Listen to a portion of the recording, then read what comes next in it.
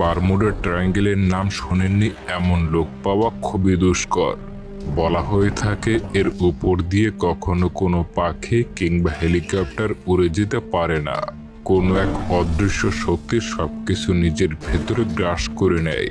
আজকের মুভিটা কিছুটা এরকমেরই একটা কাহিনীর উপর ভিত্তি করে তৈরি করা হয়েছে। ঠিক এমনই একটা দ্বীপ পৃথিবীর বুকে খুঁজে পাওয়া গেছে। আর ওই দ্বীপের উপর দিয়ে কখনো কোনো প্লেন কিংবা ওই দ্বীপের আশেপাশে কোনো জাহাজ ভিড়লেও সেটার কোনো অস্তিত্বই থাকতো না। তাহলে ওই দ্বীপের মধ্যে কি রহস্য লুকিয়ে আছে? মুভির শুরুটা হয় দক্ষিণ প্রশান্ত মহাসাগরের মধ্যে অবস্থিত একটি অজানা দ্বীপকে দেখিয়ে। দেখা যায় সময়টা ছিল 1944 সাল, যার মানে হলো সেটা ছিল দ্বিতীয় বিশ্বযুদ্ধের সময়কালীন কথা। আর তখন ওই যুদ্ধ সারা পৃথিবীতে ছড়িয়ে পড়তে শুরু করেছিল। আর তখনকার সময় হ্যাং নামের একজন আমেরিকান এয়ারফোর্সের পাইলট তার প্লেন নিয়ে এই দক্ষিণ প্রশান্ত মহাসাগরের এই অজানা দ্বীপে এসে ক্র্যাশ ল্যান্ডিং করে। সে নামতেই তার চোখে পড়ে যে আরও একটা বিমানে আগুন লেগে সেটাও বিধ্বস্ত হয়ে এই দ্বীপের দিকেই এগিয়ে আসছে। তবে সেটা ছিল শত্রুপক্ষের, মানে জাপানিদের বিমান। শত্রুর বিমান থেকে একজন সেনা নামতেই সে হ্যাংয়ের সঙ্গে লড়াই করতে শুরু করে দেয়। তারা লড়াই করতে করতে জঙ্গলের মধ্যে একটা পাহাড়ের একেবারে কিনারায় চলে আসে। তবে হঠাৎ করেই তারা সেখানে অদ্ভুত দুইটা দানবীয় হাত উঠে আসতে দেখতে পায়, যেটা ছিল একটা দানবাকৃতির গরিলা। তার বিশাল আকার দেখে তারা দুজনেই ভীষণ ভয় পেয়ে যায়। এখানেই সিন কাট হয়ে 1973 সালের একটা ঘটনা দেখানো হয়। সেখানে উইলিয়াম বিল নামের একজন আমেরিকান অফিসারকে দেখা যায়, যে কিনা মোনার্ক নামের একটি আমেরিকান সংস্থার সিইও ছিল। সে ব্রুকস নামের একজনকে সাথে করে সেমিটারির সঙ্গে গিয়ে দেখা করে আর একটা মানচিত্রে একটি দ্বীপকে নির্দিষ্ট করে দেখিয়ে বলে, আমি এই দ্বীপটি নিয়ে রিসার্চ করেছি আর এখন পর্যন্ত অন্য কোনো দেশই এই দ্বীপটির ব্যাপারে কিছুই জানে না, কিন্তু পৌরাণিক কাহিনীতে এই দ্বীপের উল্লেখ পাওয়া গেছে আর ওই দ্বীপটা স্কাল আইল্যান্ড নামে অভিহিত করা হয়েছে। সে আরও বলে, ধারণা করা হয় উপরওয়ালা যখন এই দ্বীপটা বানিয়েছিলেন তখন তিনি সেটা সম্পূর্ণ করতে পারেননি। এমনকি এখনও সেই দ্বীপের উপর থেকে কোনো বিমান বা পাশ দিয়ে যাওয়া কোনো জাহাজকেই আর ফিরে আসতে দেখা যায় না। ওই জায়গাটাকে তো বারমুডা ট্রায়াঙ্গেলের থেকেও বেশি বিপজ্জনক মনে করা হয়। এমনকি ওই দ্বীপের উপরে তো 1954 সালে পারমাণবিক নিউক্লিয়ার বোমাও টেস্ট করা হয়েছিল। তবে অদ্ভুত বিষয় হলো সেটা কোনো সাধারণ ব্লাস্ট ছিল না। ধারণা করা হয় সেখানে থাকা কোনো ভয়ঙ্কর কিছুকে ধ্বংস করতে সেই টেস্ট করা হয়েছিল। আর আমরা যদি সেখানে আমাদের পরীক্ষা শুরু করে দিতে পারি তাহলে হয়তো আমরা অন্য কোনো দেশের আগেই কোনো নতুন কিছু সেখান থেকে আবিষ্কার করতে পারবো। এত কিছু শোনার পরও সেমিটার তাদেরকে সেখানে যেতে দেওয়ার জন্য রাজি হচ্ছিল না। মূলত বিলের ওই জায়গায় পরীক্ষা করতে যেতে হলে অনেক টাকার প্রয়োজন ছিল, আর সেই টাকাটা ম্যানেজ করার জন্যই বিল এখানে এসেছিল, যাতে করে তাদের কোনো প্রবলেম না হয়। সেমিটার কিছুতেই রাজি হচ্ছে না দেখে ব্রুক সেমিটারকে বুঝিয়ে বলে যে আর 3 দিন পরে সেই দ্বীপের উপর দিয়ে একটা স্যাটেলাইট অতিক্রম করবে, আর সেটাও রাশিয়ান স্যাটেলাইট। এর মানে তখন তাদের কাছে থাকা ওই দ্বীপের লোকেশন অন্য রাষ্ট্রের চোখে পড়ে যাবে, আর তারা তখন আমাদের আগেই সেখানে লোক পাঠিয়ে দিতে পারে। এই কথা শুনে এবার শেষমেশ সেমিটার তাদের সেখানে যাওয়ার জন্য পারমিশন দিয়ে দেয়। এরপর বিল দ্রুত তার পুরো টিম নিয়ে রেডি করে একটা বিশাল শিপ করে বেরিয়ে পড়ে সেই দ্বীপের উদ্দেশ্যে। টিমে জেমস নামের একজন লোককে দেখা যায়, আর সে ভিয়েতনামের স্থায়ী যুদ্ধে লড়েছিল, আর সেই এই পুরো টিমকে লিড করবে। এরপর দেখতে দেখতে তারা তাদের শিপ নিয়ে ওই আইল্যান্ডের কাছে এসে পৌঁছায়। এবার তাদের এখান থেকে সামনে যেতে গেলে হেলিকপ্টারে করে এগোতে হবে, কিন্তু সমস্যা হলো তাদের সামনে এক ভয়ঙ্কর ঝড় আসতে দেখা যায়। আর ওই বিপজ্জনক ঝড়ের মধ্য দিয়েই কেউই এখন সেই দ্বীপে যাওয়ার জন্য রাজি হচ্ছিল না, কারণ ওই ঝড়ের মধ্যে এলে তাদের প্রাণ সংশয় হতে পারে। কিন্তু বিল সবাইকে বলে আজকে তারা যেই সুযোগটা পেয়েছে হয়তো সেটা আগামীতে তাদের কাছে নাও থাকতে পারে, তাই তাদের সময় নষ্ট না করে কাজ শুরু করে দেওয়াই উচিত। বিলের এসব কথা শুনে সবাই সামনে এগিয়ে যাওয়ার জন্য বেরিয়ে পড়ে। এরপর পুরো টিম হেলিকপ্টারে নিয়ে সেই ঝড়ের মধ্যে প্রবেশ করে সেই দ্বীপে যাওয়ার জন্য।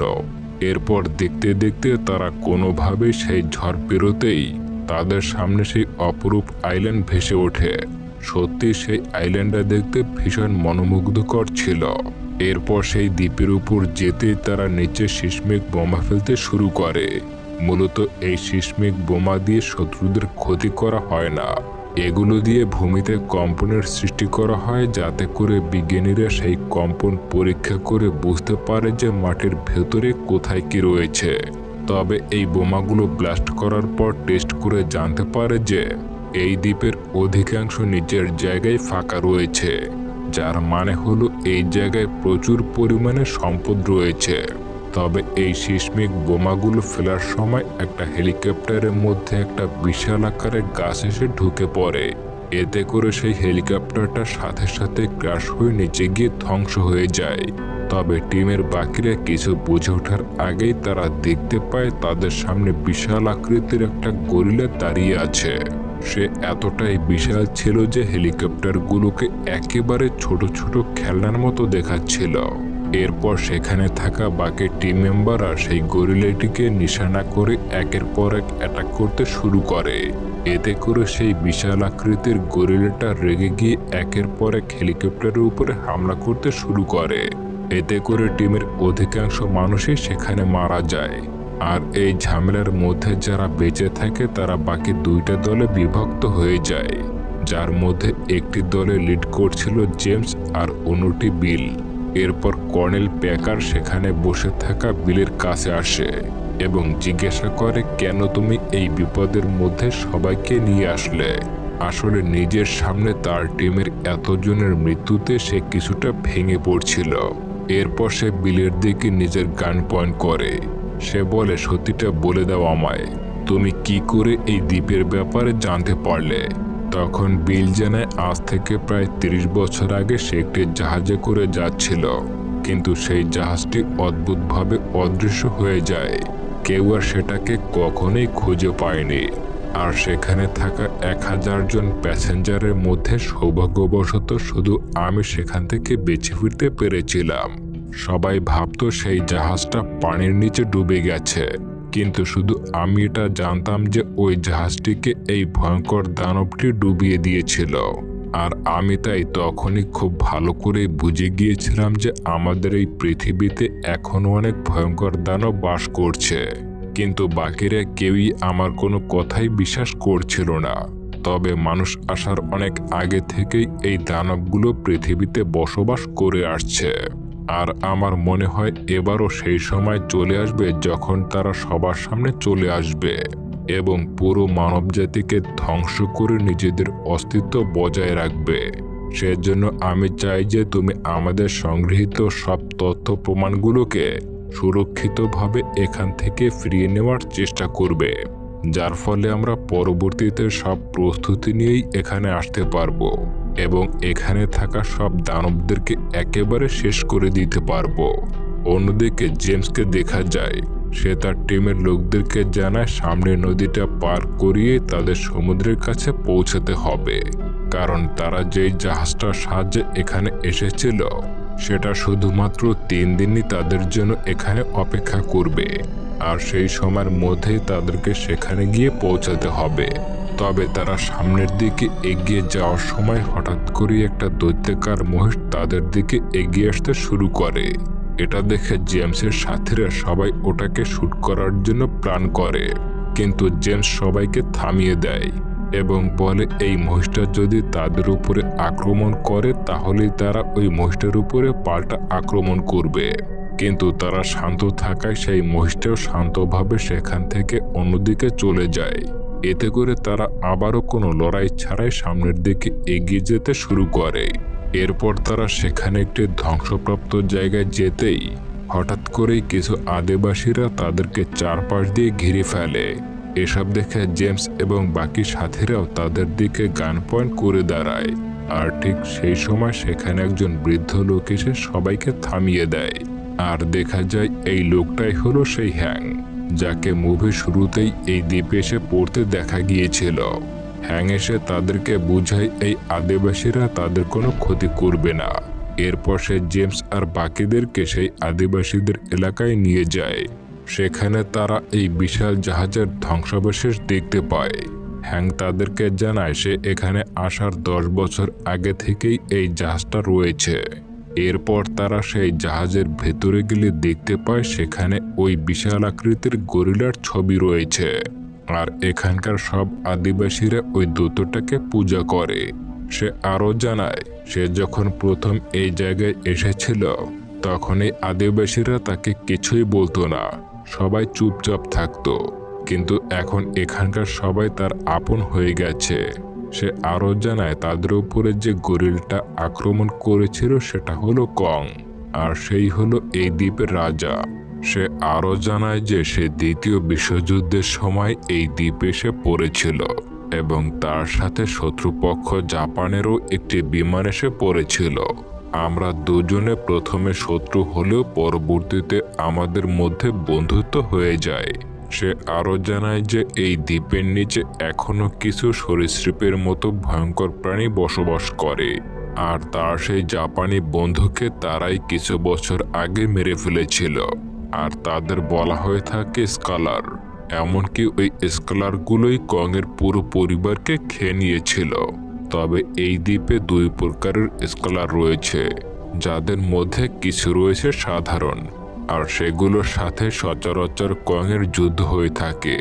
এই কং তাদেরকে খুব সহজেই হারিয়ে দিতে পারে, কিন্তু অন্য যে স্কালার রয়েছে তারা সাধারণ স্কালার থেকে অনেক গুণ বড়, আর তাদেরকে ডেভিল বলা হয়। কারণ যদি কোনোভাবে সেই ডেভিল জেগে ওঠে তাহলে এখানে ভয়ঙ্কর পরিস্থিতি সৃষ্টি হয়ে যাবে। আর তোমাদের সেই ভয়ঙ্কর বিস্ফোরণের ফলে মাটির নিচ থেকে কিছু স্কালার জেগে উঠেছিল, তবে কং তাদেরকে মেরে ফেলেছে। আর তোমরা ওই ব্লাস্টগুলো করেছিলে বলেই কং তোমাদের উপরে হামলা করে দিয়েছিল। তবে কং তোমাদেরকে না থামালে তোমরা এতক্ষণে ডেভিলদের পেটে চলে যেতে। জেমস হ্যাংকে জানায় তাদেরকে যে করেই হোক না কেন সমুদ্রের পাশে যেতে হবে। ওই জায়গায় তাদের জন্য একটা জাহাজ অপেক্ষা করছে, আর সেটা আমাদের আবারও আমাদের দেশে ফিরিয়ে নিয়ে যাবে। এসব শুনে হ্যাং জানায় তোমরা যত যাই করো না কেন 30 দিনের আগে সমুদ্রের কাছে যেতে পারবে না, কারণ এটা ভয়ঙ্কর একটা দ্বীপ। তবে সে আরও জানায় যে তার কাছে একটা বোট রয়েছে, আর সেটাই করে হয়তো 3 দিনের মধ্যে যাওয়া যাবে, কিন্তু তার আগে সেই বোটের কিছু অংশ ঠিক করতে হবে। তারপরে তারা সেটাই করে সমুদ্র পাড়ি দিতে সফল হবে। এদিকে বিল এবং তার বাকি সাথীদেরকে দেখা যায় যারা কিনা একটা বাঁশের জঙ্গলের মধ্য দিয়ে এগোচ্ছিল, কিন্তু হঠাৎ করেই একটা বিশাল মাকড়সা এসে তাদের উপরে হামলা করে দেয়। এতে করে তারা সবাই মিলে সেই মাকড়সাটার উপরে ফায়ারিং করতে শুরু করে, কিন্তু কিছুতেই তারা সেই মাকড়সাটাকে মারতে পারছিল না। এসব দেখে তারা বুদ্ধি করে মাকড়সাটার পা কেটে ফেলতে সক্ষম হয়। এতে করে সে নিচে পড়তেই তারা সেটার উপরে গুলি করে মেরে ফেলে। অন্যদিকে জেমস আর বিলের টিমের বাইরের একজন লোককে দেখা যায় যার নাম জ্যাক। সে আসলে সবার থেকে আলাদা হয়ে একা হয়ে পড়েছিল।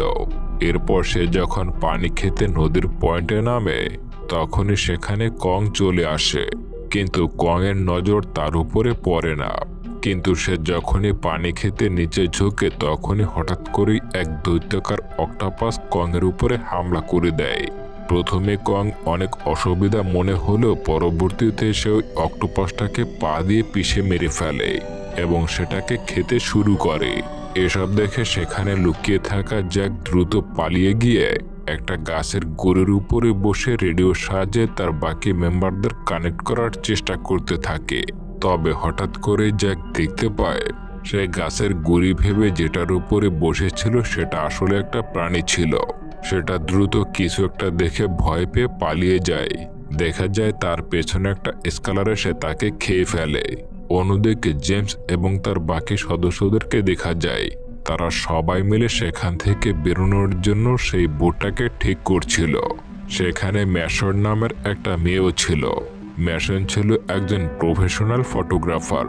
এরপর ম্যাসন যখন সেই গ্রামের কাঠের প্রাচীরের বাইরে আসে, তখন সে লক্ষ্য করে একটা হেলিকপ্টার একটা দৈত্যাকার মহিষের গায়ের উপরে পড়ে আছে। মহিষটির এমন অবস্থা দেখে ম্যাসনের সেই মহিষটার উপরে মায়া হয়। তাই সে একাই সেখানে গিয়ে মহিষটার গায়ের উপর থেকে হেলিকপ্টারটা সরানোর চেষ্টা করে। কিন্তু অনেকক্ষণ চেষ্টা করলেও সে কিছুতেই হেলিকপ্টারটা সেই মহিষটার উপর থেকে সরাতে পারছিল না। এরই মধ্যে সেখানে কং এসে সেই হেলিকপ্টারটা সরিয়ে নিজের হাতে তুলে নেয়। কংকে এত কাছ থেকে দেখে ম্যাসন ভীষণ ভয় পেয়ে যায়, কিন্তু কং তাকে কিছুই বলে না। সে শুধু রাগান্বিত দৃষ্টিতে তার দিকে একবার তাকিয়ে সেখান থেকে চলে যায়। এদিকে তারা সেই বোটটা ঠিক করে ফেলে এবং সেখানে থাকা সবাইকে বিদায় জানিয়ে সেখান থেকে বোটে করে বেরিয়ে পড়ে। এরই মধ্যে তাদের রেডিও ঠিক হয়ে যাওয়ার কারণে তারা অন্য টিমের সঙ্গে কন্ট্যাক্ট করতে পারছিল। জেমসের একজন সাথী কর্নেলের একজন টিম মেম্বারকে জানায় তারা কিছুক্ষণের মধ্যেই তাদের সঙ্গে দেখা করবে। কিন্তু হঠাৎ করেই সেখানে অদ্ভুতভাবে অনেক পাখি উড়ে আসতে দেখা যায়। আর সেখান থেকে দুটো পাখি এসে বোট থেকে একজনকে তুলে উপরে নিয়ে যায়। আর মুহূর্তের মধ্যেই তাদের চোখের সামনে পাখিগুলো সেই লোকটাকে ছিন্ন ভিন্ন করে খেয়ে ফেলে। এরপর তারা তাদের বাকি টিমের লোকদের সঙ্গে এসে দেখা করে এবং তাদেরকে সমুদ্রের কাছে যাওয়ার জন্য বলে। কিন্তু কর্নেল এখনো কিছুতেই যেতে রাজি হয় না, কারণ তার মতে তাদের কয়েকজন সাথী এখনো পশ্চিমের জঙ্গলে কোথাও আটকা পড়ে আছে, যেটা ছিল জ্যাক। কিন্তু তারা তো জানতো না যে জ্যাক আর বেঁচে নেই। এখানে হ্যাংক জানায় সেখানে যাওয়া একেবারে উচিত হবে না, কারণ সে প্রায় 30 বছর ধরে এই দ্বীপে আটকে আছে। তাই সে খুব ভালো করে জানে যে কোথায় গেলে তাদের বিপদ হওয়ার সম্ভাবনা সব থেকে বেশি। কিন্তু কর্নেল কিছুতেই তাদের কারোর কোনো কথাই শুনছিল না। সে জেমসকে বলে, তোমাকে আনা হয়েছিল শুধুমাত্র রাস্তা দেখানোর জন্য। এসব শুনে এবার উপায় না পেয়ে জেমস যাওয়ার জন্য রাজি হয়ে যায়। এরপর তারা সবাই চলে যায় সেই পশ্চিমের জঙ্গলের দিকে। কিন্তু যাওয়ার পথে সেখানে অসংখ্য কঙ্কাল চোখে পড়ে। আসলে ওগুলো ছিল অনেক পুরাতন ডাইনোসরের কঙ্কাল, আর সেই সাথে কংয়ের পরিবারের সদস্যদের কঙ্কাল, যাদেরকে সে ডেভিলে খেয়ে ফেলেছিল। এরই মধ্যে তাদের উপরেই সেখানে স্কালার এসে আক্রমণ করে দেয়। আর তারা নিজেদেরকে বাঁচানোর জন্য তাদের কাছে থাকা সব অস্ত্রের ব্যবহার করতে শুরু করে। কিন্তু কিছুতেই তারা সেই স্কালারদের মারতে পারছিল না। তাই সেখানে থাকা ম্যাসন একটা উপায় বের করে। সে দেখতে পায় সেখানে প্রাকৃতিক গ্যাস বের হচ্ছে। তাই সে ঠিক সময় তার লাইটারটা জ্বালিয়ে তাদের দিকে ছুঁড়ে মারে। আর আগুনের কারণে সেই স্কালারটি সেই জায়গায় মারা যায়। এরই মধ্যে হ্যাংক কর্নেলকে জানায় যে এই এলাকাটি হলো স্কালারদের, তাই বাঁচতে হলে তাদেরকে দ্রুত এখান থেকে বেরোতে হবে। কিন্তু এত কিছুর পরেও কর্নেল রাজি হয় না। তখন জেমস একটা লকেট বের করে কর্নেলকে দেখিয়ে বলে, এটা স্কালারদের পেট থেকে পেয়েছি, যার মানে হলো জ্যাক আর বেঁচে নেই।